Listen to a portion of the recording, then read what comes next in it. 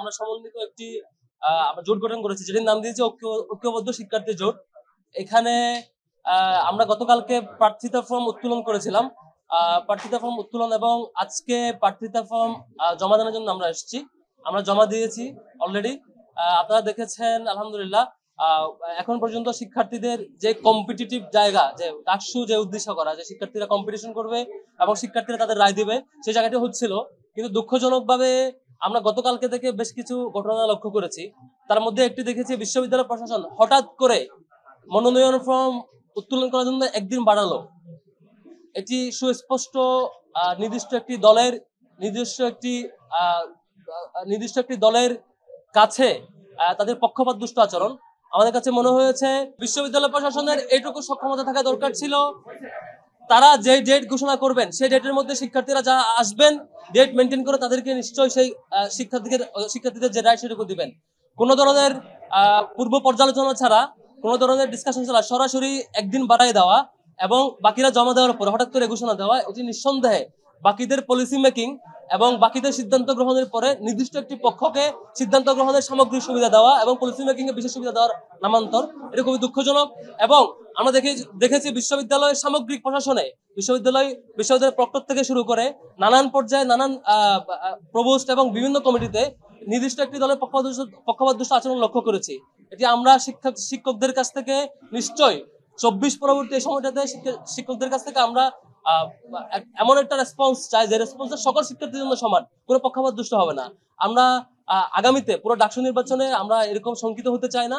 আমরা ইতিবাচক এবং জাস্টিস এবং সমমানের সবার প্রতি সমান অধিকারের যে দায়িত্ববোধ শিক্ষকদের পক্ষ থেকে সেটি চাই। আরেকটি ঘটনা লক্ষ্য করেছেন, বেশ কয়েকটি হাউস মিথ্যা ফ্রেমিং করেছে আমাদের ব্যাপারে। তার মধ্যে দেখবেন যে বিবিসি বাংলায় প্রথমে একটি নিউজ করেছে, তারপর রাতে বিজনেস স্ট্যান্ডার্ড একটা নিউজ করেছে, আরো কয়েকটি পত্রিকা এরকম দেখেছি যেখানে বলা হয়েছে ছাত্র শিবিরের দিক থেকে যে আমরা নাকি প্রথম অংশগ্রহণ করেছি। আবার কেউ নিউজ একবার করে আবার এটা এডিটও করেছেন যে প্রথম বলছে স্বাধীনতার পর প্রথম প্যানেল, আবার বলছেন প্রথম প্রকাশ প্যানেল, নানান আলাপ করছে আর কি। এটা স্পষ্ট আমরা নিন্দা জানাচ্ছি এবং তীব্র নিন্দা জানাচ্ছি যে এই ধরনের মিথ্যা ফ্রেমিং এর ব্যাপারে। ছাত্র শিবির 1977 সালে প্রতিষ্ঠিত হওয়ার পর থেকে প্রথম যে আমাদের ডাকসু হয় সেটি হচ্ছে 1979 সালে। সেখানে তাহের কাদের পরিষদ, যেটির ডকুমেন্টেশন, পেপার কাটিং, ছবি, মিছিলের ছবি, প্রচারণার ছবি সবকিছু এখন আপনারা অনলাইনে পাবেন। এবং সেই সময় ছাত্র শিবিরের প্রথম যে অংশগ্রহণ 77 এর প্রতিষ্ঠার পরে 79-এ সেখানেও ছাত্র শিবিরের হল এবং সেন্ট্রাল পর্যায়ে বিভিন্ন জায়গায় প্রার্থীরা জয়ী হয়েছে, বিভিন্ন জায়গায় সেকেন্ড হয়েছে। এরকম সুস্পষ্ট ডকুমেন্ট থাকা সত্ত্বেও তারপর ইলেকশন হয়েছে 80 সালে, সেখানে ছাত্র শিবিরের প্যানেল ছিল। 82 সালে সেখানে ছাত্র শিবিরের প্যানেল ছিল। এনাম কাদের পরিষদ, যেখানে ছাত্র শিবিরের মিছিলে বিরোধীরা আক্রমণও করেছিল, সেই ঘটনার ফুটেজ, ছবি এবং ফটো, পেপার কাটিং এখনো পাবেন। তারপর 89-এ আরেকটা ডাকসু হয়েছে, সেখানে শামসু আমিন মুজিব পরিষদ ছিল। 90-তে আমিন মুজিব হেলাল পরিষদ ছিল। এই যে প্রত্যেকটাতে ছাত্র শিবিরের অংশগ্রহণ ছিল। শুধুমাত্র 19 সালের আগে 2014 সাল এবং পরবর্তীতে এবং 18 সালে যে আওয়ামী লীগ যে পরিমাণ মানে ভুয়া নির্বাচন এবং একপাক্ষিকভাবে ক্ষমতায় আসছে, ছাত্র শিবির আমরা কোনোভাবে তাদেরকে ক্ষমতার বৈধতা দিয়ে নাই। এদিক থেকে ফ্যাসিবাদী সামগ্রিক কাঠামো এবং তাদের নিয়ন্ত্রণের জায়গা থেকে আমরা সে সময় প্যানেল দিতে পারি নাই বা দিই নাই। এটা ছাড়া এর আগে আমাদের এখন পর্যন্ত 7বার ডাকসু হয়েছে, মানে 25 সাল সহ ধরলে 7বার ডাকসু, তার আগে 6বার হয়েছে। 6বারের 5বারেই ছাত্র শিবির তার অংশগ্রহণ এবং তার রেসপন্স সবকিছু দেখিয়েছে। তারপরও বেশ কিছু মেগা পত্রিকা, বেশ কিছু হাউস থেকে এভাবে ফ্রেমিং করা, এটা খুবই দুঃখজনক। ছাত্র শিবিরের ব্যাপারে আমাদের হাউসগুলোর কাছ থেকে সঠিক তথ্য প্রচার এবং সঠিক তথ্য প্রচার করবেন বলে আশা করছি। এবং কোনো বিষয় যদি জানার থাকে আমরা অনলাইন এবং আমাদের সোর্স থেকে জেনে নেওয়াটা ইতিবাচক মনে করছি। আমরা আজকে প্রার্থিতা ফর্ম জমা দিয়েছি।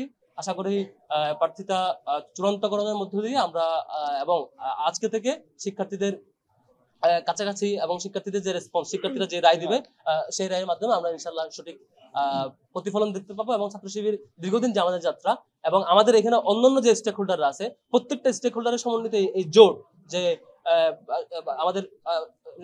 আমাদের ঐক্যবদ্ধ শিক্ষার্থী জোট, এই জোটে অন্যান্য স্টেক হোল্ডার যারা প্রত্যেকে যার যার জায়গা থেকে শিক্ষার্থীর জন্য কাজ করেছেন। প্রত্যেকটা শিক্ষার্থী তার জীবন বাজি রেখে, তার নানা চ্যালেঞ্জ উপেক্ষা করে এটাকে মানে নানা চ্যালেঞ্জকে ফেস করে তার সংগ্রাম জারি রেখেছে। আশা করি প্রত্যেকটা প্রার্থী, আমাদের প্রত্যেকজন প্রার্থী তার সেই প্রতিফলন শিক্ষার্থীদের রায়ের মধ্য দিয়ে আমাদের এই ঐক্যবদ্ধ শিক্ষার্থী জোট ইনশাল্লাহ এই ডাকসু ইলেকশনে সেটি পাবে। আপনারা জানেন ঐক্যবদ্ধ শিক্ষার্থী জোট এর পক্ষ থেকে গতকাল আমরা মনোনয়নপত্র সংগ্রহ করেছিলাম এবং আজকে আমাদের জোটের সকল সদস্যরা আমাদের মনোনয়নপত্র জমা দিয়েছি। তো আমরা শুরু থেকে বলছিলাম এই ডাকসু নির্বাচনে আমরা একটা ইনক্লুসিভ প্যানেল করতে চাই এবং আমাদের প্যানেল গতকালকে ঘোষণা করার পরে ঢাকা বিশ্ববিদ্যালয় সহ বাংলাদেশের সবাই সারা দেশব্যাপী স্বতঃস্ফূর্ত আমরা রেসপন্স দেখতে পেয়েছি এবং বিশেষ করে বিশ্ববিদ্যালয়ের শিক্ষার্থীরা আমাদেরকে বিভিন্ন ধরনের পরামর্শ দিচ্ছে। তাদের যে দাবি দেওয়া, তাদের যে প্রত্যাশা, তাদের যে আকাঙ্ক্ষা, সে আকাঙ্ক্ষার কথাগুলো আমরা শুনছি। তো আমরা জুলাইয়ের যে আকাঙ্ক্ষা, বিশ্ববিদ্যালয়ের শিক্ষার্থীদের যে আকাঙ্ক্ষা, তাদের যে প্রত্যাশা, সে আলোকে খুব দ্রুত সময়ের মধ্যে আমাদের ঐক্যবদ্ধ শিক্ষার্থী জোটের যে ইশতেহার সেটা ঘোষণা করব। এবং আপনারা জানেন বিগত 54 বছর ধরে বাংলাদেশে মাত্র 7 বার ছাত্র সংসদ নির্বাচন হয়েছে এবং ছাত্র সংসদ নির্বাচন হলো 6 বার হয়েছে। ছাত্র সংসদ নির্বাচনে শিক্ষার্থীদের, বিশ্ববিদ্যালয়ের শিক্ষার্থীদের যে আকাঙ্ক্ষা, এখানকার যে দাবি, বিশ্ববিদ্যালয় প্রশাসনকে যে বাধ্য করা শিক্ষার্থীদের যে দাবিগুলো আছে, সেই দাবিগুলোর প্রতিচ্ছবি আমরা দেখতে পাইনি। বিগত সময়ে অনেকেই বড় বড় নেতা হয়েছেন ডাকসুকে ব্যবহার করে, কিন্তু শিক্ষার্থীদের যে প্রত্যাশা, সে প্রত্যাশাটা পূরণ হয় নাই। তো আমরা ঐক্যবদ্ধ শিক্ষার্থী যে জোট করেছি, সেই জোটের মাধ্যমে আমরা শিক্ষার্থীদের কথা দিতে চাই। শিক্ষার্থীদের যে কথাগুলো আছে সেগুলো এই জোটের পক্ষ থেকে আমরা বলবো এবং আমাদের ইশতেহারে তাদের কথার প্রতিচ্ছবিগুলো থাকবে। তো আমরা খুব দ্রুত সময়ের মধ্যে আমাদের ইশতেহার ঘোষণা করব এবং আমরা চাই এই ডাকসুটা একটি স্বতঃস্ফূর্ত ডাকসু হোক এবং এই ডাকসুর মাধ্যমে যারাই বিজয় হয়ে আসবে আমরা সবাইকে সাধুবাদ জানাতে প্রস্তুত আছি। কিন্তু আমরা খুবই উদ্বিগ্ন, আমরা দেখতে পাচ্ছি বিশ্ববিদ্যালয়ের প্রশাসনে একটা দলের প্রতি অনেক বেশি বিশ্ববিদ্যালয় প্রশাসন তারা দরদ কাজ করছে বলে আমাদের কাছে মনে হচ্ছে। আজকে যে একদিন বৃদ্ধি করা হয়েছে, এখানে আমরা যারা স্টেক হোল্ডার আছে আমাদের সাথে আলাপ করা হয়নি এবং এর বাইরেও আমরা অনেকগুলো বিষয় আমাদের কাছে আসছে। বিশ্ববিদ্যালয় প্রশাসন, বিভিন্ন হলের যারা প্রভোস্টরা আছেন এবং বিশ্ববিদ্যালয়ের মূল প্রশাসনে যে যারা দায়িত্বশীল পর্যায়ে আছেন, তারা একটা দলকে রিপ্রেজেন্ট করে। তো আমরা সেই দলের নাম বলতে চাই না। আমরা আশা করব আমাদের শিক্ষকরা আমরা শিক্ষক হিসাবে দেখতে চাই, কিন্তু শিক্ষক যদি তার দলীয় আদর্শকে এখানে প্যাট্রোনাইজ করতে চান তাহলে তারা ছাত্রদের বিপক্ষে অবস্থান নেবে। আমরা অনুরোধ করবো, শিক্ষকরা আমরা সবসময় শ্রদ্ধা করি, শিক্ষক আমাদের শ্রদ্ধাবান শিক্ষকরা তাদের শ্রদ্ধার জায়গাটা তারা রক্ষা করবে। এখানে যত অংশীজন আছে, যারাই দাঁড়াচ্ছে, সবার জন্য লেভেল প্লেইং ফিল্ড এনশিওর করা, এটা হচ্ছে ওনাদের অন্যতম দায়িত্ব এবং আমরা আশা করছি আমাদের শিক্ষকরা সে জায়গায় দায়িত্বশীল আচরণ করবে।